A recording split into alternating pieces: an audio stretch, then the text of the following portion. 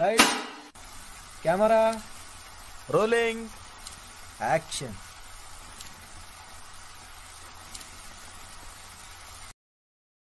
গল্প শুরু করার আগে কয়েকটি বিশেষ কথা। উত্তর হয় না এটি একটি কোনো পৃথক গল্প নয়, বরং দুটি ভৌতিক রোমাঞ্চকর গল্প সংকলিত একটি অডিও বুক। আমরা আশা করব আপনারা আমাদের চ্যানেলের অন্যান্য গল্পকে যেভাবে ভালোবাসা এবং সাপোর্ট দিয়েছেন, উত্তর হয় না অডিও বুককেও আপনারা সেইভাবেই ভালোবাসা এবং সাপোর্ট দেবেন। তাহলে আর একটুও সময় ব্যয় না করে শুরু হচ্ছে আমাদের আজকের দুটি গল্প। নমস্কার বন্ধুরা, আশা করি তোমরা সবাই ভালো আছো। আমি গল্পকথক প্রিয়ব্রত, আর তোমাদের জন্য আমার চ্যানেলের আজকের বিশেষ নিবেদন ভিন্ন স্বাদের ভৌতিক কাহিনী সংকলন উত্তর হয় না। তাহলে বন্ধুগণ, শুরু করা যাক।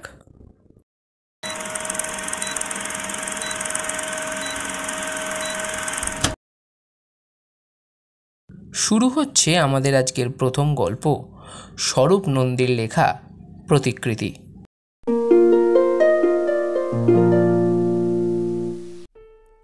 সুমন্ত স্কুলের পড়াশোনায় তেমন চৌখস নয়। কোনো রকমে পরীক্ষার বৈতরণী পার হয়ে ওপরের ক্লাসে উতরোয়। কিন্তু স্কুলের ছাত্র শিক্ষক সকলেই সুমন্তকে ভালোবাসে। তার কৃতিত্বে স্কুলেরও সুনাম ছড়িয়েছে। সুমন্ত গুণী ছেলে, চমৎকার ছবি আঁকে। ক্লাস 8-এর ছাত্রের পক্ষে যেসব ছবি আঁকা অসম্ভব, যেরকম কল্পনা মাথায় আসার কথা নয়, সে অনায়াসেই তেমন ছবি এঁকে সকলকে বিস্মিত আশ্চর্য করে দিয়েছে। এই শহরে আজ 4-5 বছর যেখানে যত ছোটদের অঙ্কন প্রতিযোগিতা হয়েছে, সেখানে সুমন্তের প্রথম পুরস্কারটি ছিল বাঁধা। তার অঙ্কনের কল্পনার চমৎকারিত্বের ভূয়সী প্রশংসা করেছেন প্রতিযোগিতার বিচারক শিল্পীরা। বাইরের কয়েকটি বড় অঙ্কন প্রতিযোগিতাতেও অংশ নিয়েছিল সুমন্ত। সেখানেও কেউ ওর সমকক্ষ হতে পারেনি। 1000-1500 ছেলেমেয়ের মধ্যে সুমন্ত বিজয়ী হয়ে প্রথম পুরস্কার নিয়ে এসেছে। সুমন্তর অঙ্কনের প্রশংসা সকলের মুখে মুখে। তার প্রতিভার জন্যই সকলেই ভালোবাসে তাকে। বাড়িতে সুমন্তের প্রতিদিনের কাজ একেবারে ছকে বাঁধা। তার বাবা বিশ্বনাথবাবু সেই রুটিন করে দিয়েছেন। পড়াশোনা খেলাধুলার সঙ্গে তাকে প্রত্যহ 2 ঘন্টা ছবি আঁকার জন্য দিতে হয়। আঁকা শেখাবার জন্য একজন মাস্টারমশাই আসেন। তিনিও একালের নামী শিল্পী। এখন বেছে বেছে কয়েকটি ছেলেমেয়েকে তৈরি করছেন তিনি। তার মধ্যে সুমন্ত একজন। আঁকার মাস্টারমশাই বরেনবাবু সপ্তাহে 2 দিন আসেন, শুক্রবার আর রবিবার। 2 দিনই সন্ধ্যায় আসেন তিনি। এক রবিবার বরেনবাবু এসেছেন। সুমন্ত তার ছবি আঁকার সরঞ্জাম নিয়ে বসেছে। সে জিজ্ঞেস করল, মাস্টারমশাই, আজ নতুন কোনো বিষয় নিয়ে ছবি আঁকতে ইচ্ছা করছে আমার। বিষয়টা আপনি বলে দিন। বিষয় তো সবই পুরনো, তোমার কল্পনা মিশিয়ে তাকে নতুন রূপ দিতে হবে। তোমার যখন ইচ্ছে করছে তবে তাই আঁকো। বলুন। তুমি আঁকবে একটা দুষ্টু পাখি। পাখির দুষ্টুমিটা যেন এক পলক দেখেই বোঝা যায়। বিশেষ চিন্তা করে খুঁজতে হবে না। জল রঙে আঁকবো কিন্তু। বরেনবাবু নিজে একটা কাগজ আর পেন্সিল টেনে নিয়ে বললেন, বেশ, তাই করো। 1/2 ঘন্টা সময়। 1/2 ঘন্টা পরে বরেনবাবু তার আঁকা পেন্সিল স্কেচটা দেখালেন সুমন্তকে। আমি কি করেছি আগে দেখে নাও, দেখো যেমন বলেছি ঠিক ঠিক হয়েছে কিনা। সুমন্ত দেখল একটা বিড়াল, আর তার লম্বা লেজে ঠুকরে দিচ্ছে একটা কাক, আর বিড়ালটা ঘাড় ঘুরিয়ে বিরক্তির সঙ্গে ফ্যাঁচ ফ্যাঁচ করছে। ছবি দেখে সুমন্ত উৎফুল্ল কণ্ঠে বলল, হ্যাঁ হ্যাঁ, আমি দেখেছি। কাকগুলো অমনি করে বিড়ালের পেছনে লাগে, লেজে ঠুকরে দেয়, আর বিড়াল ধমকে ধমকে ওঠে। কাকটা অমনি লাফিয়ে সরে যায়। ভীষণ দুষ্টু কাকগুলো। আপনার কাকের আর বিড়ালের ভঙ্গি দারুণ হয়েছে স্যার। দুজনের মনের ভাব পরিষ্কার বোঝা যাচ্ছে। আমার চিন্তা ভাবনা তো অনেক পুরনো, তুমি এ যুগের ছেলে, তুমি নিশ্চয়ই আরো ভালো সূক্ষ্ম কিছু চিন্তা করেছ। এবারে দেখি তোমার আঁকা। সুমন্ত তার জল রঙের ছবি বরেনবাবুর সামনে তুলে দিল। বরেনবাবু ছবি দেখেই গম্ভীর হয়ে গেলেন। অনেকক্ষণ তাকিয়ে রইলেন ছবির দিকে, তারপর বললেন, তোমার ছবিটার একটু বর্ণনা দাও তো। আচ্ছা, আগে তুমি একবার দেখো নিজে, তারপর বলো আমাকে। সুমন্ত ছবিটা টেনে নিল, নিয়েই আঁতকে চিৎকার করে উঠল। এ বাবা, এটা কি হয়েছে? পাখি কোথায়? মাস্টারমশাই, এমন হলো কেন? আমি তো দুটো চড়াই পাখি এঁকেছি, কিন্তু দুটো মানুষের মাথার খুলি হয়ে গেল কি করে? এ কি কাণ্ড! সুমন্ত বরাবরই নম্র ও বিনয়ী ছেলে, বরেনবাবুর সঙ্গে কখনো অমর্যাদাকর ব্যবহার করেনি, কিন্তু এখন যেটা করেছে সেটা বেয়াদবির পর্যায়ে চলে গেছে। বরেনবাবু অবাক হয়ে তার দিকে তাকিয়ে রইলেন কিছুক্ষণ। ব্যাপারটা তিনিও ঠিক বুঝতে পারছেন না। সুমন্তর এমন বেয়ারা আচরণ তার কাছে অপ্রত্যাশিত। সুমন্ত নিজেও হতবাক, লজ্জায় সেও অপ্রস্তুত। সমস্ত মুখাভাবে তার মনের ছবি ফুটে উঠেছে। বরেনবাবুর দিকে চোখ তুলে পর্যন্ত তাকাতে পারছে না সে। সুমন্ত ছবিটা হাতে নিয়ে কেঁদে ফেলল। কাঁদতে কাঁদতে বলল, মাস্টারমশাই, আমি তো এমন বিকট ছবি আঁকতে চাইনি। আমি দুটো চড়াই পাখি এঁকেছি, সত্যি বলছি। বরেনবাবু এবারে ব্যাপারটাকে হালকা করে আনলেন। তিনি হাসবার চেষ্টা করে বললেন, বুঝতে পেরেছি, তুমি খুব অন্যমনস্ক ছিলে। নিশ্চয়ই বন্ধুদের সঙ্গে খুব ভূতের গল্প করছো। সেই ভূতেই চেপেছিল মাথা, তাই চড়ুই পাখি আঁকতে গিয়ে মাথার খুলিয়ে কেঁদে ফেলেছ। নিজেও বুঝতে পারিনি মানুষের মনে কোনো ভাবনা চিন্তা গেঁথে গেলে এমন হতে পারে। ঠিক আছে, নতুন করে আবার আঁকো, এবারে রং নয়, পেন্সিল স্কেচ। সুমন্ত যেন স্বস্তি পেল বরেনবাবুর কথায়। খুশি মনে সে নতুন কাগজে স্কেচ করতে বসল। মিনিট 10 মধ্যে আঁকা হয়ে গেল। আঁকার কাগজটা তুলে ধরল চোখের ওপরে। মুহূর্তে তার মুখাভাব সম্পূর্ণ পাল্টে গেল। ভয় ভয় দৃষ্টিতে সে বরেনবাবুর দিকে তাকালো, কিন্তু কোনো কথা বলতে পারল না। কি বুঝে বরেনবাবু হালকা সরে বললেন, দেখে কি করছো? সেই চড়ুই পাখি তো? ছবিটা হাতে নিয়ে তিনিও গম্ভীর হয়ে গেলেন। আর চোখে দেখে নিলেন সুমন্তকে। সুমন্ত ফুঁপিয়ে ফুঁপিয়ে কাঁদছে। বরেনবাবু বললেন, যে বিষয়টা আমরা ঠিক করেছিলাম, এই ছবিটা সেই মতো হয়নি বটে, তবে ভূতের মুখটা সত্যি বিকট হয়েছে, দেখে বুক কাঁপে। সুমন্ত মাথা নিচু করে তখনও কাঁদছে, তার আঙুলে উঠ পেন্সিল। বরেনবাবু বললেন, বুঝতে পারছি না আজ তোমার আঁকার মন নেই কেন। আজ আর কিছু করে কাজ নেই, তুমি বরং এটা বাড়িতে করে রেখো, আর তোমার পছন্দ মতো নতুন কোনো ছবি যা মন চায়। বরেনবাবু গম্ভীর মুখে উঠে চলে গেলেন। পরের শুক্রবারেও অদ্ভুত কাণ্ড ঘটল। বরেনবাবু এসেছেন, ঘরে ঢুকে দেখেন ছাত্রের চেয়ারে বসে আছেন বিশ্বনাথবাবু। তার মুখ থমথমে। দুজনে নমস্কার বিনিময় করলেন। চেয়ারে বসতে বসতে বরেনবাবু বললেন, আমাদের সুমন্ত কোথায়? ওর শরীর ভালো তো? মৃদু হাসলেন বিশ্বনাথবাবু, ধীরে ধীরে বললেন, এমনিতে সুস্থই আছে, স্কুলে যাচ্ছে, কিন্তু একটা বিষয়ে খুবই দুশ্চিন্তায় পড়েছি মাস্টারমশাই। দুশ্চিন্তা? হ্যাঁ, ব্যাপারটা আমি কিছু বুঝতে পারছি না। মানে সুমন্ত ছবি আঁকার বিষয়ে বলছি। ও তো ভীষণ ভেঙে পড়েছে। কি হয়েছে খুলে বলুন। আপনি সেদিন চলে যাওয়ার পরে ওর কান্না আমরা থামাতে পারি না। কেবল ফুঁপিয়ে ফুঁপিয়ে কাঁদছে আর বলছে, আমি আঁকতে পারছি না কেন। গত রবিবারের ব্যাপারটা আমার কাছেও দুর্বোধ্য ডেকেছে। ওর প্রকৃতির বিপরীত কাজ সেটা মনে হয়েছে আমার, কিন্তু তাকে খুঁটিয়ে দেখে বুঝতে পারলাম ওর সম্পূর্ণ অজান্তেই হয়েছে ঘটনা। দুবার আঁকার চেষ্টা করলো আর দুবারই বিভৎস ধরনের ছবি ওর হাত দিয়ে বেরোলো। আচ্ছা, বাড়িতে কিছু কাজ করেছিল? কিছুতেই ও আজ আপনার সামনে আসতে চাইল না, বললেই মুখ কাঁদো কাঁদো হচ্ছে। তাই আমি কয়েকটা ছবি নিয়ে এসে বসেছি। টেবিলে কাগজের শিটগুলো ছিল। বিশ্বনাথবাবু উল্টে পাল্টে আঁকা ছবিগুলো দেখালেন বরেনবাবুকে। বাড়িতে যেমন প্রতিদিন প্র্যাকটিস করে তেমনই করতো, কিন্তু গত দুদিন ধরে আর কাগজ পেন্সিল নিয়ে আর বসতে চাইছে না। বরেনবাবু মনোযোগ দিয়ে ছবিগুলো দেখলেন। মানুষের কঙ্কাল, কয়েকটা হাড় চিরচিরে ভূত নৃত্য করছে, একটা বিকট মুখ, এরকম সব ছবি আঁকা কাগজে। বরেনবাবুর কপালে ভাঁজ পড়ল। তিনি চিন্তিতভাবে বললেন, কিছু বুঝতে পারছি না। ওর কথায় বা চিন্তা ভাবনা এরম বিষয় নিয়ে চিন্তা করার কোনো আভাস তার মধ্যে আমি আগে দেখিনি। তাহলেও ব্যাপারটা আমার কাছে রহস্যময়। আমি এতদিনে যেটা লক্ষ্য করছিলাম, ও যা আঁকবে বলে বসছে, আঁকা শেষ না হওয়া পর্যন্ত বুঝতেই পারছে না যে সে ভিন্ন কিছু এঁকে ফেলেছে। আঁকা শেষ হবার পরে দেখে তারপর নিজেই বিশ্বাস করতে পারে না যে এই ছবি সে এঁকেছে। ব্যাপারটা ঘটছে তার সম্পূর্ণ অজ্ঞাতে। আমিও সেটা লক্ষ্য করেছি। কি আঁকা হচ্ছে সেটাও বুঝতে পারছে না, অথচ মনে ভাবছে যা আঁকবে বলে চিন্তা করছে তাই আঁকছে।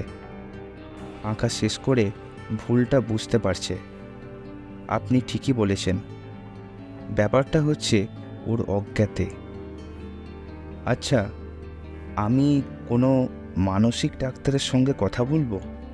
এটা মনের অবচেতন স্তরের কোনো কাজ বলে সন্দেহ হচ্ছে আমার।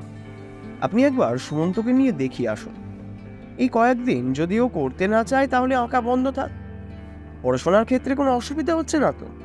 সেসব ঠিক আছে, আমি এর মধ্যে স্কুলেও খোঁজখবর নিয়েছি, ওদিকে কোনো গণ্ডগোল নেই। শুধু দেখছি আঁকতে বসলেই এই গোলমালটা হচ্ছে। ব্যাপারটা খুব ভাবনায় ফেলেছে আমাকে। আজ আর ওর সঙ্গে কথা বলবো না। শুক্রবার এসে আপনার কাছে শুনবো শপথ। পরের শুক্রবারেও ছাত্রের চেয়ারে ছাত্রের অভিভাবককেই দেখলেন বরেনবাবু।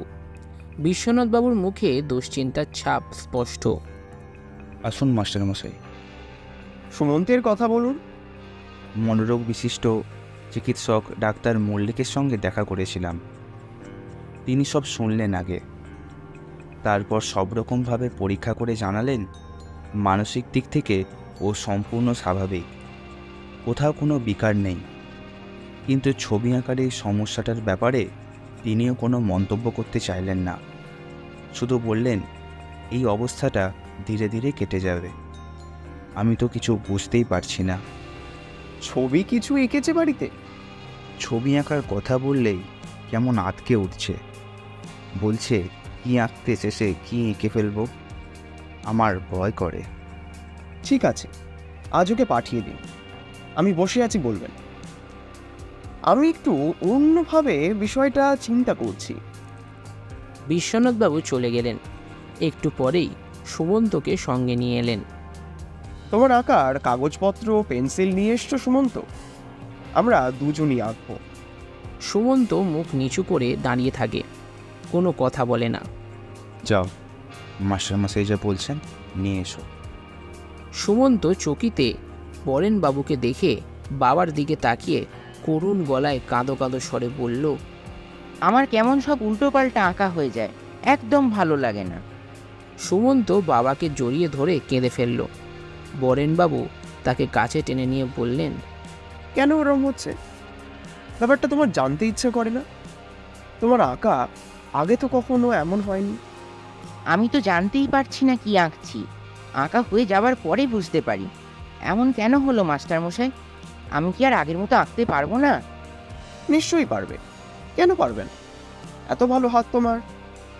কোনো কারণে গোলমালটা হয়ে গেছে। আঁকতে না বসলে সেই কারণটা তোমার কাছে ধরা পড়বে না। যে যাও, পেন্সিল, ইরেজার আর আর্ট পেপার নিয়ে এসো। আজ আমিও আঁকবো তোমার সঙ্গে বসে। বিশ্বনাথবাবু ছেলেকে নিয়ে ভেতরের ঘরে চলে গেলেন। কিছুক্ষণ পরে সুমন্ত এসে চেয়ারে বসল। কাগজ পেন্সিল সে সঙ্গে করে নিয়ে এসেছে। বরেনবাবু হেসে বললেন, কি আঁকতে ইচ্ছা করছে তোমার, বলো? অনেক কিছু আমার মাথায় ভাসছিল মাস্টারমশাই। এতদিনে কিছুই করতে পারিনি। ভয় করে যদি আবার ভূতের মুখ হয়ে যায়। আমি কোনোদিন কঙ্কাল আঁকিনি, কি করে কঙ্কালের ছবি এঁকে ফেললাম বুঝতেই পারলাম না। ওসবও তো আঁকার বিষয় সুমন্ত। ভূত প্রেত কঙ্কাল যাই বলো, বড় হয়ে সব কিছু আঁকাই রপ্ত করতে হবে তোমাকে। তাহলে ওতে ভয় করার কি আছে? কিন্তু মাস্টারমশাই, আমি তো এখন ওসব ছবি আঁকতে চাই না, তবুও হচ্ছে কেন? সেটাই তো বুঝতে হবে তোমাকে আমাকে। বেশ, বলো কি আঁকবে? স্টিল কিছু করবে? হ্যাঁ। তাহলে আমাকেই করো। আমি একটা ভঙ্গি নিয়ে বসছি, সেটা ফুটিয়ে তোল। আপনাকে? হ্যাঁ, শুরু করো। বরেনবাবু চেয়ার এক পাশে সরিয়ে নিয়ে দেয়ালের দিকে আড়াআড়িভাবে তাকিয়ে বসলেন। তার সমস্ত অবয়ব জুড়ে আলো ছায়ার খেলা, কিন্তু মুখের আদল পরিষ্কার বোঝা যাচ্ছে। শুরু করো, শুরু করো, পেন্সিল ধরো। সুমন্ত উৎসাহের সঙ্গে পেন্সিল হাতে বসে কয়েক মিনিট নিঃশব্দে বরেনবাবুকে নিরীক্ষণ করল। এর আগেও সে তার আঁকার মাস্টারমশায়ের অনেক স্টিল স্কেচ করেছে, তবে আজ তার বসার ভঙ্গিটা নতুন। আধ ঘন্টা সময়ের মধ্যেই স্কেচ শেষ করল সুমন্ত, কিন্তু আধ ঘন্টা সময়ের মধ্যেই স্কেচ শেষ করল সুমন্ত, কিন্তু চোখ বুজে সে বলল, মাস্টারমশাই, আপনি আগে দেখুন, আমার কেমন ভয় করছে। কি আঁকা হয়েছে আমি আগে সেটা দেখব না। বরেনবাবু হেসে চেয়ার ছেড়ে উঠে এলেন, আঁকার কাগজটা হাতে নিলেন, তারপর নিঃশব্দে কাগজটা নামিয়ে রেখে চেয়ারটা টেনে এনে বসলেন। তখনও সুমন্ত চোখ বুজে আছে। সে বলল, ঠিক ঠিক হয়েছে মাস্টারমশাই? হ্যাঁ, হয়েছে, তবে একটু অন্যরকম। এবারে তুমি দেখো। সুমন্ত তার মাস্টারমশায়ের প্রতিকৃতি দেখে আঁতকে উঠল। তারপর অভিমান ভরা গলায় বলল, আমি বলেছিলাম না আমি আঁকবো না। এ কি আপনার ছবি? একটা বিকট চেয়ারের ভূত চেয়ারে বসে হাসছে। এটা কি? এটা কি? বলতে বলতে দু হাতে মুখ ঢেকে কাঁদতে লাগলো সুমন্ত। তার কান্নার শব্দ শুনে বিশ্বনাথবাবু পাশের ঘর থেকে বেরিয়ে এলেন। সুমন্ত, তুমি এবার ভেতরে মায়ের কাছে যাও, এগুলো পরে নেবে। সুমন্ত চলে গেলে বিশ্বনাথবাবুও ছবিটা দেখলেন। দেখে তার মুখাভাব বড়ই করুণ হয়ে উঠল। অসহায়ভাবে তিনি বলে উঠলেন, এসব কি হচ্ছে মাস্টারমশাই? ছেলেটা কি পাগল হয়ে যাবে? না, ওসব কিছুই হবে না। আপনাকে শুধু আমার সঙ্গে একটা জায়গায় যেতে হবে। কোথায় মাস্টারমশাই? আমাদের সুমন্তর জন্য আমি সব কিছু করতে পারি। কি করতে হবে বলুন? ও সুস্থ না হলে চিন্তায় চিন্তায় আমরাও পাগল হয়ে যাব। শান্ত হন, আমার কথা শুনুন। আমি ইতিমধ্যে সুমন্তের কয়েকজন সহপাঠীর সঙ্গে কথা বলেছি। তাদের দুজনই আমারই ছাত্র। গত মাসে এক ছুটির দিনে ওরা কয়েক বন্ধু মিলে গির্জার কবরখানায় গিয়েছিল। নানা রকমের স্মৃতিস্তম্ভ সেখানে, সেসব দেখার ইচ্ছা আর কি। ওখানে ঘণ্টাখানেক ঘোরাঘুরি করে সন্ধ্যার আগে বেরিয়ে এসেছিল ওরা। এ খবরটা জানার পরে আমি একটু চিন্তিত হয়ে পড়ি।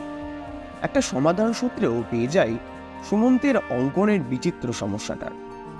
আমার ধারণা হয় ওর সংবেদনশীল মনের ওপর কোনো দুষ্ট আত্মার প্রভাব পড়েছে। আপনি এসব বিষয়ে সম্পর্কে কতটা কি জানেন তা বলতে পারবো না, তবে আমার প্রত্যক্ষ অভিজ্ঞতা থেকে এসব পারলৌকিক ঘটনা বিশ্বাস না করে থাকতে পারি না। পরলোক, আত্মা, মানুষের মৃত্যুর পরে অবস্থা, এসব বিষয়ে আমরা বিশ্বাসী। বিশ্বনাথবাবু যেন চমকে উঠলেন বরেনবাবুর কথা শুনে। তিনি বললেন, এসব কি বলছেন আপনি? আমি তো কিছুই বুঝতে পারছি না। আমি জানি এসব বিষয়ে অনেকেরই অবজ্ঞা, অবিশ্বাস, তাচ্ছিল্য ভাব থাকে, কিন্তু কেউ খুঁটিয়ে জানার চেষ্টা করে না। যাই হোক, আপাতত আপনি আমার কথা নির্ভর করে কিছু কাজ করুন। বেশ, বলুন কি করতে হবে? সম্ভব মতো সবই করব আমি। আগামীকাল বিকেল 4টের সময় এক তান্ত্রিক সাধুর ডেরায় যেতে হবে। সুমন্তকে নেবার দরকার নেই, তার কাছে শুধু নামটা বললেই তিনি সব কথা আপনিই বলে দেবেন। আমি সেই সাধুকে দীর্ঘদিন চিনি, তিনি নিশ্চয়ই এর প্রতিকার করে দিতে পারবেন। বেশ, যাব। সেখানে টাকা কড়ি কি দিতে হবে? কিছুই না, এটা তার পেশা নয়, সাধন ক্ষমতা বলেই তিনি অনেক অজানা রহস্যই জানতে পারেন। তার বিনিময়ে তিনি কিছু দাবি করেন, সেভাবে কিছু নিতেও অভ্যস্ত নন। আমি তাহলে কাল অফিস থেকে ছুটি নিয়ে নেব। আমি বেলা 4টের আগেই এখানে চলে আসব। পরদিন বিকেলে বরেনবাবু ও বিশ্বনাথবাবু সেখানে গেলেন। সেটা কোনো আশ্রম বা দেব মন্দির নয়, শ্মশানের একপাশে ছোট্ট একটা খড়ের ডেরা, পরিষ্কার পরিচ্ছন্ন। দু একজন লোক আশেপাশে ঘোরাফেরা করছে, হয়তো শ্মশান দেখতে এসেছে কিংবা সাধু দর্শনের উদ্দেশ্যে। কুঁড়ে ঘরে প্রবেশ করে ওনারা দেখলেন একজন রক্তাম্বরধারী জটাজুট সন্ন্যাসী মাটিতে আসনে বসে আছেন। তার গলায় রুদ্রাক্ষের মালা ঝোলানো, রক্তাভ চোখে তীব্র অন্তর্ভেদী দৃষ্টি, মুখে একটা প্রসন্নতার ঝিলিক। বরেনবাবু ভূমিষ্ঠ হয়ে সন্ন্যাসীকে প্রণাম জানালেন। বিশ্বনাথবাবু জোর হাতে নমস্কার জানালেন। সে সময় ঘরে অন্য কোনো লোক ছিল না। সন্ন্যাসী নিজেই পাশ থেকে দুটো বসার আসন ছুঁড়ে দিলেন। বিশ্বনাথবাবু ঠাকুর দেবতায় বিশ্বাসী নন, সাধু সন্ন্যাসীর ব্যাপারেও তার কোনো আগ্রহ বা উৎসাহ কোনো কালেই ছিল না। মোট কথা, ঈশ্বর বা তৎসম্পর্কিত বিষয় তিনি সযত্নে এড়িয়ে চলেন। আজ ছেলেকে নিয়ে সমস্যায় পড়ে এবং ছেলের অঙ্কন শিক্ষকের অনুরোধেই এখানে আসতে বাধ্য হয়েছেন তিনি বসার আসন টেনে নিয়ে মাটিতে বসলেন।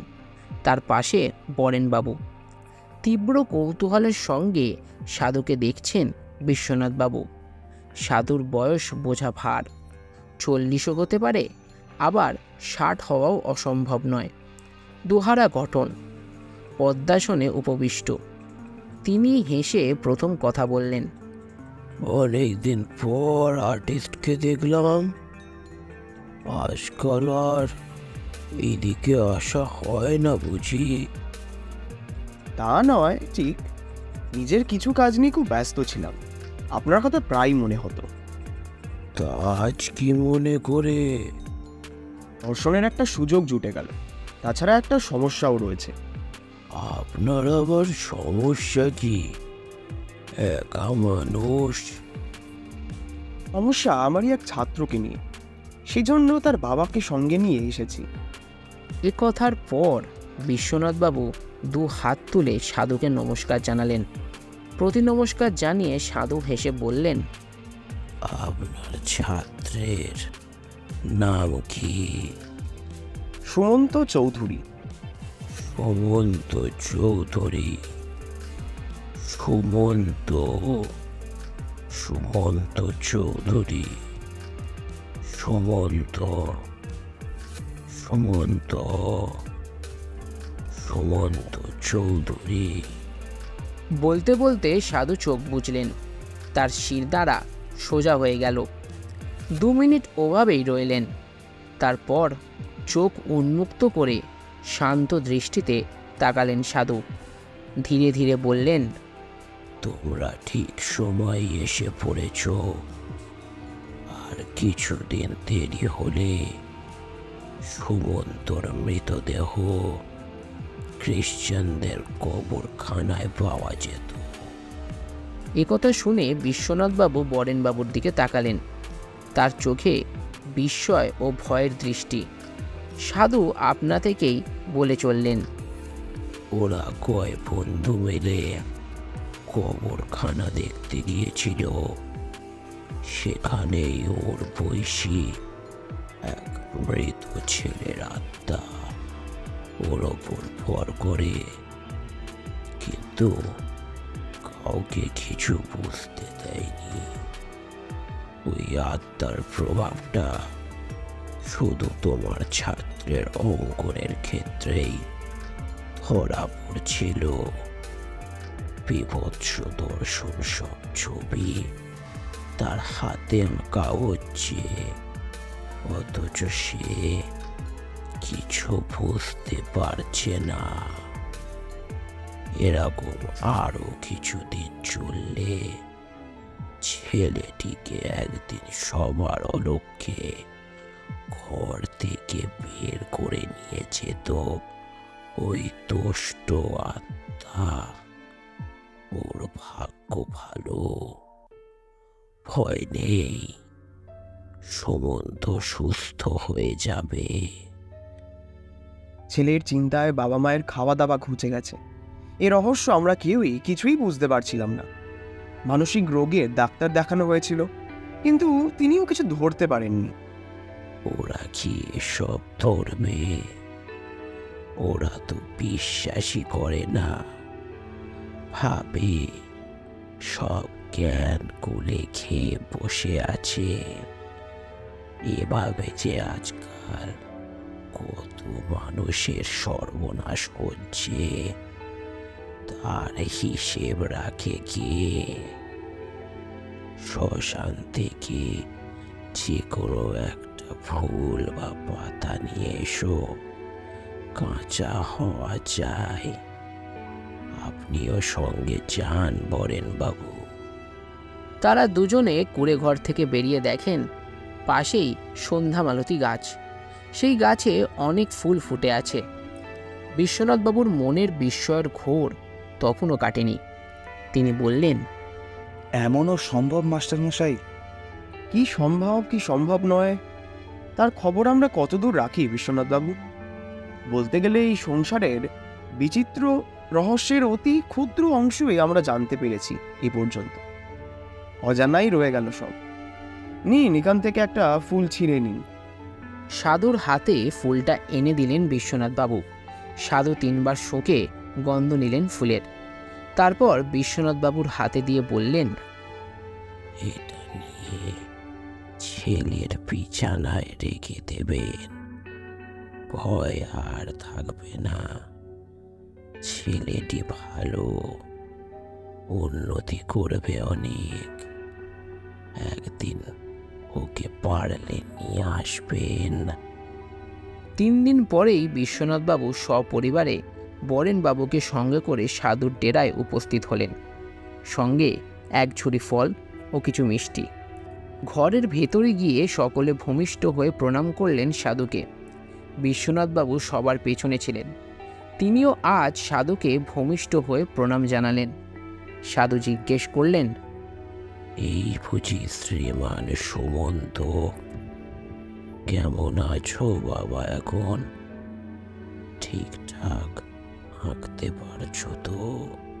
হ্যাঁ, আগের মতোই আঁকতে পারছি। আপনার দেওয়া ফুলটা রাখার পরদিন থেকেই সব আবার স্বাভাবিক হয়ে গেছে। বাবা, আপনি আশীর্বাদ করুন। আর কোনো ভয় নেই তো? কোনো ভয় নেই, এমনটা হয়েই থাকে। খুঁটিয়ে দেখে বুঝবার চেষ্টা করতে হয়। কিসে হয়, কজন ধরতে পারে। আপনার কৃপায় আমার মনের একটা বন্ধ দরজা খুলে গেল।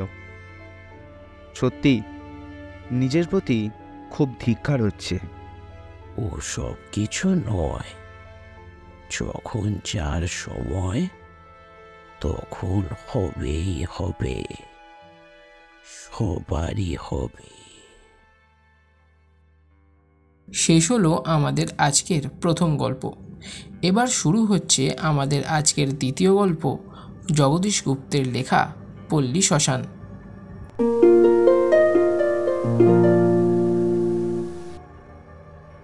কোহিনূর ওয়াল ল্যাম্পের শিখাটা একদিকে অতিরিক্ত বাড়িয়া উঠিয়া অনর্গল ধোঁয়া ছাড়িতেছিল।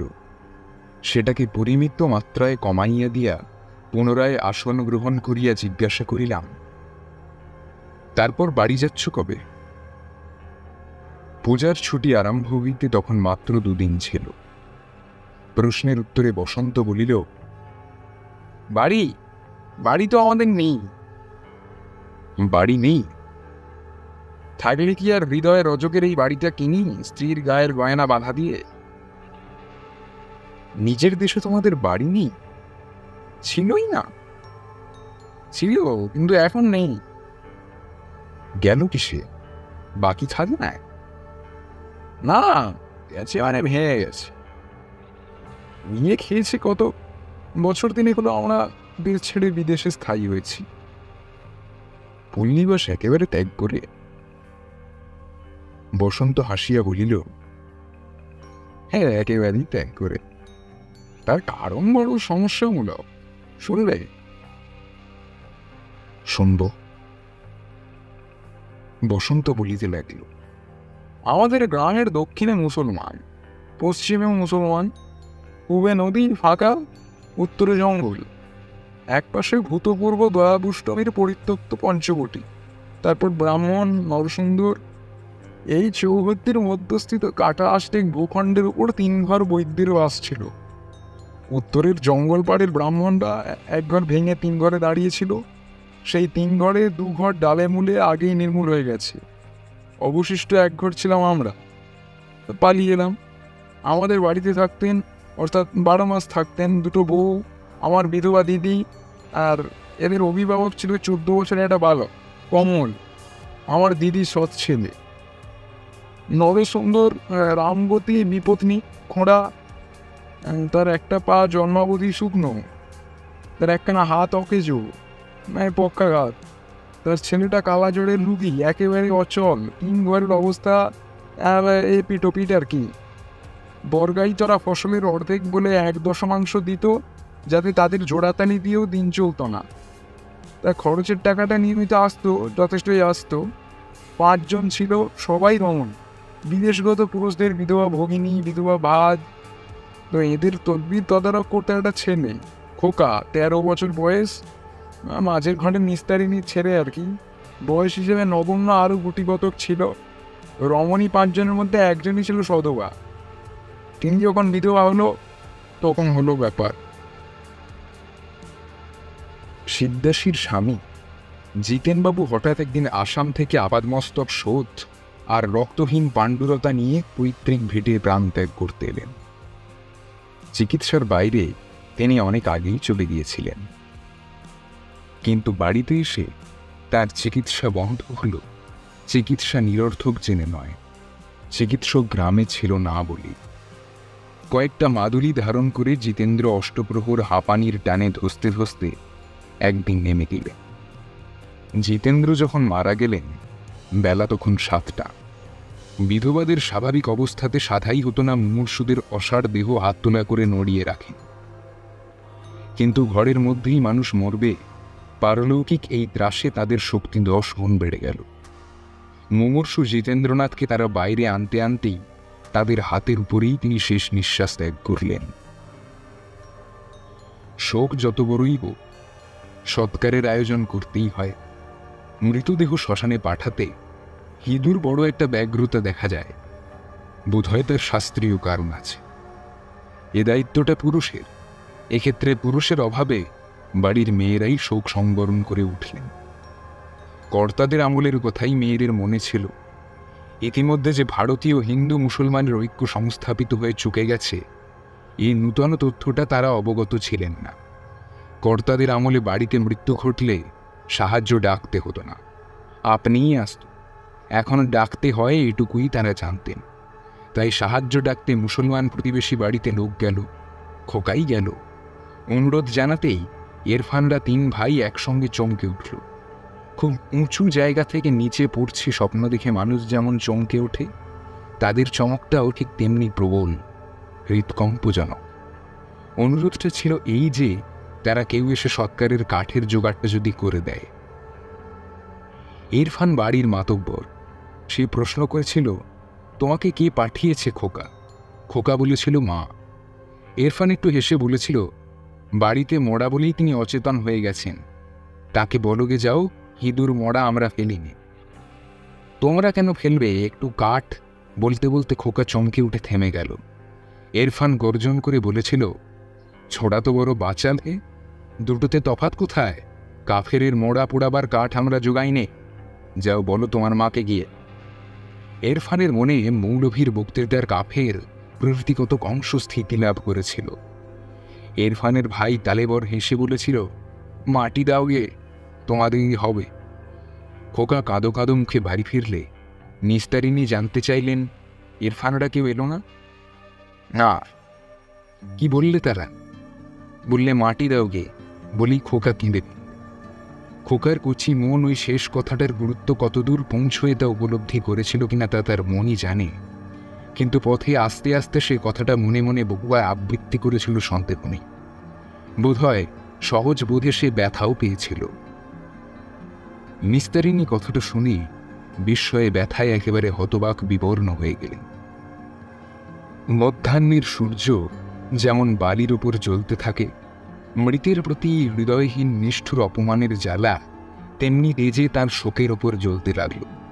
তার মনে পড়ল, বাবা যখন মারা যান তখন এই ইরফানেরাই পিতামহ 3 দিন 3 রাত্রি শয্যা ত্যাগ করেনি। ভাই ফোঁটার দিন ইরফানরা নেমন্তন্ন খেত, নিবিড় প্রণয়ের খাতিরেই ইরফানের বসত বাড়ির 7 কাঠা ভূমি নিষ্কর। যাকে সেসব কথা স্মরণ করে আর লাভ, যাদের সাথে এত বাধ্যবাধকতা তাদেরই যখন মৃতের উদ্দেশ্যে এমন কথা বলতে বাধল না, তখন আর কার দরদের আশা করা যেতে পারে? নিস্তারিণী কিছুক্ষণ নিঃশব্দ থেকে সন্তাপটি পরিপাক করে নিয়ে বললেন, খোকা, তুই আরেকবার চা। বলকে কাঠ না দিতে পারো, 2 জন লোক ডেকে দাও, আর বিনোদপুরের সেনেদের একটা খবর যদি দিতে পারো। খোকা গেল। ইরফান এবার বিরক্ত হয়ে বললে, মুসলমানকে দিয়ে কাজ হবে না। খোকাবাবু, কেন বৃথা হাঁটাহাঁটি করে হয়রান হচ্ছ? আর বেগার দিতে আমরা 2 কোষ রাস্তা দৌড়তে পারবো না। অধর্ম ঢের করেছি, আয় না। মৌলভী বলে গেছে, কাফেরের উপকার করা মুসলমানের মহাপাপ, ধর্মের নিষেধ আছে। নিস্তারিণীর অন্তঃপুরে তো আর এ খবর পৌঁছায়নি, তাই তিনি খোকাকে 3য়বার পাঠালেন। বললে, আমাদের বড় বিপদ, একটিবার তারা কেউ এসে দেখে যায়, তারপর যা বলবার হয় আমি বলব। বলে তিনি সূর্যের দিকে চোখ তুলে বেলা দেখলেন, কি ভগবানকে ডাকলেন তা তার অন্তর্যামী শুধু জানলেন। খোকা এসে বললে, তারা বলল খেয়েই আসছে। মৃতদেহ কিছুক্ষণ বাড়িতে রাখার বিধি আছে। সেই নিরূপিত কালটা অতীত হয়ে গেছে, সুতরাং তারা আসছে শোনে নিস্তারিণী ক্ষিপ্র হস্তে সব গুছিয়ে ফেললেন। ঘি, সোনার টুকরো, রূপোর টুকরোর বদলে একটা দুয়ানি, তেল, দাবা, কুড়ি, পাকাটি ইত্যাদি। ওরা রামগতি আর কালাজরওয়ালা ছেলেটাকে সঙ্গে করে এসে নিজের অকর্মণ্যতায় বড় কুণ্ঠিত হয়ে বসেছিল। সে উঠে এক হাতে এক পায়ে যথাসাধ্য সাহায্য করতে লাগল। মুখাগ্নির বলতে এক হাতে সেই পাকিয়ে দিলে। বেলা বাড়তে লাগল। বস্ত্রাবৃত মৃতদেহের উপর রোদ পড়ল। ইরফানদের আসবার ভরসায় তারা আশ্বস্ত হয়েছিলেন, কিন্তু তারা আসতে বড় দেরি করতে লাগল। তারাই দাহনের কাঠ সংগ্রহ করবে, 2 ক্রোশ দূরে বিনোদপুর থেকে মৃতের স্বজাতিকে ডেকে আনবে। 1 ঘন্টার প্রতি মুহূর্ত দুঃসহ উৎকণ্ঠার ভিতর দিয়ে কাটিয়ে নিস্তারিণী বিস্মিত এবং শঙ্কিত হয়ে ইরফানের বাড়িতে খোকাকে আবার পাঠালেন। খোকা এসে বললে, তারা তো কেউ বাড়িতে নেই মা। শুনে নিস্তারিণী আঁতকে উঠলেন। বাড়িতে নেই এ বলে কি? তারা কোথায় গেছে বললে ইরফানের বউ, রাত্রিরে আসবে। নিস্তারিণীর মাথায় বাজ ভেঙে পড়ল। মানুষের মনের যে দিকটা আজ মৃতদেহের পাশে দাঁড়িয়ে তার সম্মুখে প্রকট হয়ে উঠল, তা যেমন আকস্মিক তেমনই মর্মভেদী। এহেন প্রবঞ্চনার জন্য মানুষের মন প্রস্তুত হয়ে থাকতেই পারে না, বিশেষত স্ত্রীলোকের মন। আর এই সময় তাদের এই আসবো বলে আশা দেওয়ার দানবীয় নির্মমতার বুঝি তুলনা নেই। রামগতি ঘাড় হেঁট করে বসেছিল। হঠাৎ সে চোখ তুলে দেখলে নিস্তারিণী বিস্ফারিত পলকহীন রক্তবর্ণ শুষ্ক চোখে তারই দিকে চেয়ে আছেন। নিস্তারিণীর এই ভয়ঙ্কর চাহনি যে তার ব্যথায় অসাড় মনেরই প্রতিবিম্ব, তার আর কোনো অর্থ নেই। রামগতি তা বুঝতে পেরে কেঁদে ফেললে। বললে, মা, আমি যে বড় নিরুপায়। রামগতির কথায় নিস্তারিণীর যেন চমক ভাঙল। বললেন, খোকা, তুই বিনোদপুর চিনিস? চিনি। তবে তুই যা। যাই বলেই খোকা যেতে উদ্যত। নিস্তারিণী বললেন, তোর যেতে আসতেই যে দুপুর গড়িয়ে যাবে বাবা। রামগতি বললে, তা তো যাবেই মা। আমার পা থাকলে আমি বসে থাকতাম না মা। হা ভগবান, এতখানি এক পায়ের ওপর ভর দিয়ে এক হাতে কুড়োল চালানো রামগতির পক্ষে যেমন অসম্ভব, তাড়াতাড়ি চলাফেরা করাও ঠিক তেমনি। আমার ভাগ্নিটাও এসেছিল। খোকার সঙ্গে আমিও যাই বলে সে খোকার পাশে গিয়ে দাঁড়াল। নিস্তারিণী বললেন, বাড়িতে শুনে এসো। আচ্ছা বলে সে সুবোধ ছেলের মতো বাড়িতে শুনতে গেল, কিন্তু আর ফিরল না। বোধ করে দুপুরের কাঠফাটে রোদে অতটা পথ অনর্থক যাতায়াতের অনুমতি সে পেলে না। আধ ঘন্টা অপেক্ষা করে নিস্তারিণী একটা দীর্ঘ নিঃশ্বাস চেপে ফেলে বললেন, খোকা তুই একাই যা। খোকা গেল। কান্না শোক ভুলে চারটি নিরুপায় বিধবা সৎকার বুঝি হয় না এই আশঙ্কায় পরিপূর্ণ হয়ে বসে রইলেন। মৃতদেহের আবরণ শ্বেত বস্ত্রের উপর থেকে সূর্যের তেজ ঠিকরোতে লাগল। যিনি মৃতদেহ স্পর্শ করে বসেছিলেন তাঁর পিঠ রৌদ্রের তাতে ঝলসে কালো হয়ে উঠতে লাগল। মৃতদেহের এই দুরবস্থা আর চোখে সহ্য হয় না, এমনি অবস্থা হয়ে উঠল। রাঙ্গতি বসেছিল, সেও উঠে গেল। এ অবস্থায় তার অস্তিত্বের কোনো সার্থকতা নেই। মধ্যাহ্নের সূর্য জ্বলতে লাগলো, ততোধিক জ্বলতে লাগলো উৎকণ্ঠায় তাদের অন্তর। যদি খোকা বিনোদপুরের কাউকে না পায়, শুনিলে তারা নিশ্চয়ই আসবে, কিন্তু যদি তারা বাড়িতে না থাকে, ভয়ঙ্কর দৃশ্যের সম্মুখে চোখ যেমন আপনা আপনি বুঝে আসে, তাদের মনের ভাবনা ওই পর্যন্ত এসেই অন্তরের মুখে তেমনি করে থেমে নিশ্চল হয়ে গেল। সিদ্ধাসী মৃত স্বামীর গায়ের উপর ডান হাতের স্পর্শ রেখে বললেন, কাঠের কি হবে দিদি? নিস্তারিণী বললেন, আর ভাবতে পারছি নে বউ, ভগবান জানেন কি হবে। তারপর আবার সব নিঃশব্দ। খোকা যখন বিনোদপুরের 3টে লোককে সঙ্গে নিয়ে উঠোনে এসে দাঁড়ালো, তখন তার মুখের দিকে চেয়েই নিস্তারিণী তাড়াতাড়ি চোখ ফিরিয়ে নিলেন। সূর্যদেব যেন তাকে রোদে ভেজেই মাত্র ছেড়ে দিয়েছে।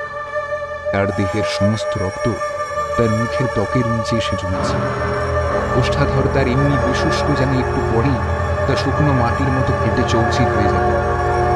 কিন্তু জীবিতের প্রতি মায়ামমতায় আহ্বান করবার সময় তো কোনো কারণ নেই। বান্ধবদ্বয়ের একজন বিশ্রাম করতে করতে বললেন, কাঠের জোগাড় হয়েছে কি? খোকা বলছে হয় না। নিস্তারিণীর চোখে পুনরায় জল দেখা দিল এবং দেখা দিয়ে ঝরঝর করে ঝরতে লাগে। শব্দহীন বৃহৎ বাড়িটা এতক্ষণ যেন দুনিয়া থেকে বিরুদ্ধচ্যুত হয়ে নিঃশব্দ প্রেতভূমির মতো থমথম করছে। শুধু একটা দাঁড় কাক মাঝে মাঝে চালের উপর উড়ে এসে বিশ্রী কর্কশ কণ্ঠে অবিশ্রান্ত কাকা করছিল। অলক্ষণে জেনেও সেটাকে হাত তুলে তাড়াবার উৎসাহ পর্যন্ত কারো ছিল। দুস্তর বিপদের সম্মুখে তাদের ভয়ার্ত নিরাশ্রয় মনের শোক করবার শক্তি পর্যন্ত বিলুপ্ত হয়েছিল। এখন উদ্ধারকর্তার প্রশ্নে তাদের মন আশ্রয় পেয়ে বহু করে উঠল। কাঁদতে কাঁদতে নিস্তারিণী জানালেন, কাঠের জোগাড় নেই। সেটাও কি আমাদেরই করতে হবে? এই প্রশ্নটাই বন্ধুর জিহ্বাগ্রে এসে পড়েছিল, কিন্তু তিনি সামলে নিয়ে প্রশ্নের পরিবর্তে ভ্রুভঙ্গি করলেন। নিস্তারিণী সে ভ্রুভঙ্গি দেখে অন্যদিকে মুখ ফিরিয়ে আঁচলে চোখের জল মুছলেন। দ্বিতীয় বন্ধুটি অন্যের রূঢ় ব্যবহারে লজ্জিত হয়ে বললে, কুড়ুল দাও তো খোকা, কাঠের জোগাড় করে নিচ্ছি। তারা উদ্যোগী হয়ে গেল বটে, কিন্তু কুড়ুল চালাতে যে অভ্যস্ত কৌশলের দরকার তা তাদের ছিল। কাজেই 20-22টি গাবের চারাগাছ ভূমিসাৎ করেই বোধ হয় ক্লান্তিবশতই তাদের মনে হল যথেষ্ট হয়েছে। তারপর সমস্যা উঠল, প্রচুর হোক অপ্রচুর হোক, কাঠ শ্মশানে নিয়ে যাওয়ার উপায় কি? আগে এমন দিনে কাঠ নৌকায় যেত। এরফান অথবা তাদের অনুগত কেউ গাছ কেটে কাঠ করে নৌকোয় বোঝাই দিয়ে শ্মশানে পৌঁছে দিত। কিন্তু এখন তারা নারাজ, ধর্মভীরু হয়েছে। গণনীয় লোকের মধ্যে খোকাকে নিয়ে 4টি। দুজনে সব বহন করলেও তৃতীয় একজন কাজ দেবার উপযুক্ত লোক হাতের কাছেই থাকা দরকার, বিশেষত শ্মশান যখন হাঁটা পথে 1.5 মাইল। বিনোদপুরের 3 জন গেল বহনের কাছে, বাকি রইল খোকা। তাকে দিয়ে কাঠ টানানো অসম্ভব। নিস্তারিণী পুনরায় খোকাকে বললেন, যা তো বাবা, আরেকবার দেখে আয় এর ফানাটা কেউ বাড়িয়েছে কিনা। খোকা গেল এবং কিছু বিলম্বে ফিরে এসে বলল, তারা বাড়ি এসেছে, কিন্তু এ বাড়িতে তারা আসতে পারবে না। হিঁদুর মরার কাঠ বইলে তাদের জাত যাবে। মৌলভী সাহেবের অনুজ্ঞা যেমন অভ্রান্ত তেমনি পারো। তাই তারা অক্ষরে অক্ষরে তা পালন করতে চায়। ব্যাপার যখন এমনই সঙ্গীন, সৎকারও হয় না, উপায়হীন অন্ধকার অপার দুঃখের নিষ্পেষণে নিস্তারিণীর নিঃশ্বাস রুদ্ধ হয়ে যাওয়ার উপক্রম হয়েছে, এমন সময় ভগবান দয়া করলেন।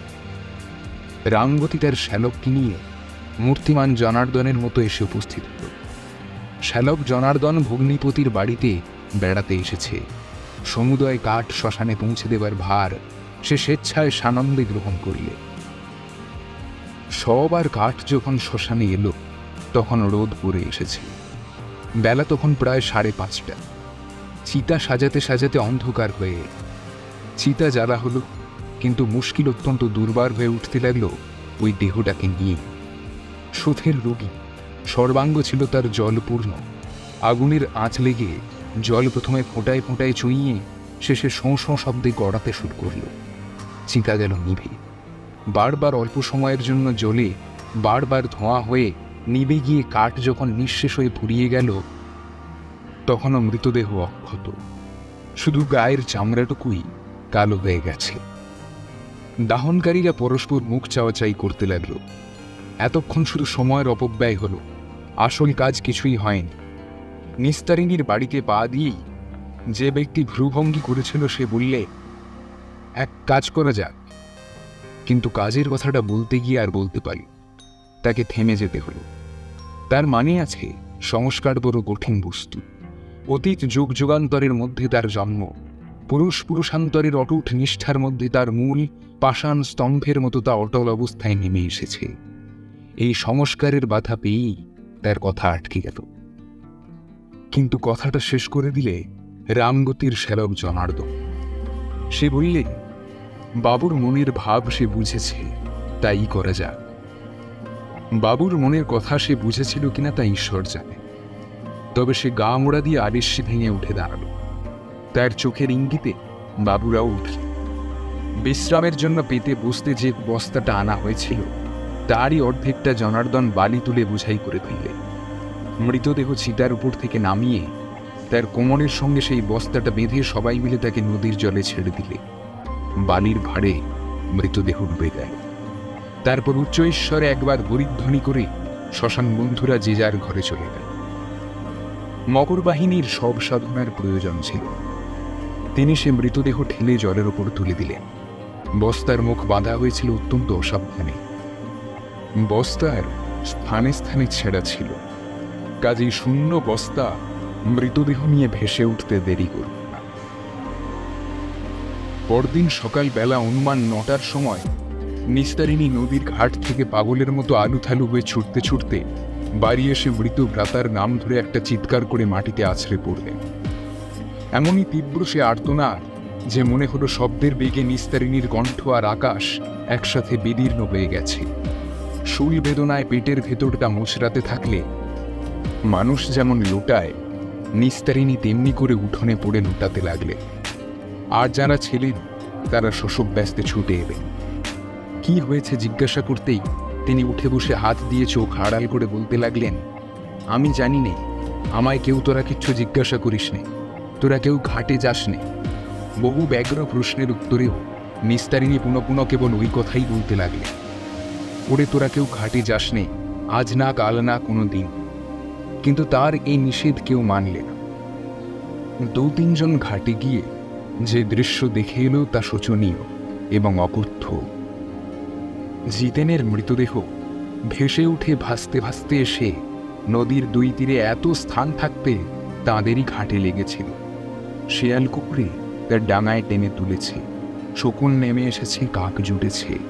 শকুন, শেয়াল, কুকুর, কাক ঝাপটা ঝাপটি কাড়াকাড়ি করে সেই দেহ ছেড়ে ছেড়ে খাচ্ছে। পরমাত্মীর মৃতদেহের কল্পনাতীত এই বিভৎস পরিণামে বিধবাদের চোখের জল আর থামতে চাইল না। তার মৃত্যু সহ্য হয়েছিল, কিন্তু তার দেহের এই দুর্ভাগ্য বুকে সইল না। এ দুঃখ যে মানুষের কত বড় দুঃখ তা কল্পনা করাও বুঝি অসম্ভব।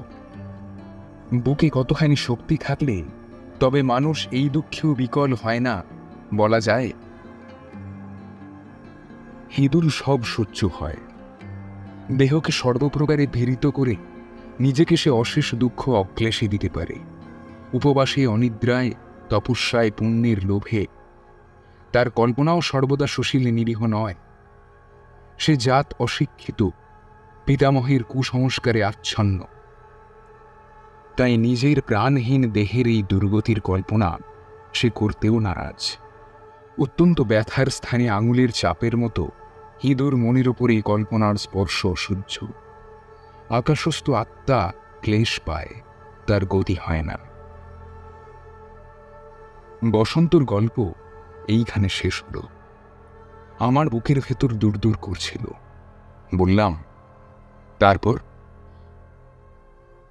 না, তারপর মেয়েদের কাছে গ্রামের মাটি বিষের মতো হয়ে গেল। কান্নাকাটি করে যে যার আত্মীয় জ্ঞাতি বন্ধুর কাছে পালালেন। একটা মাসের মধ্যে গ্রাম হিন্দু শূন্য হয়ে গেল। শুনেছি সেই দেহ যেখানে শিয়াল শকুনে খেলছিল, ঠিক তার সোজা ওপারে এখন ওপারের গায়ের শ্মশান।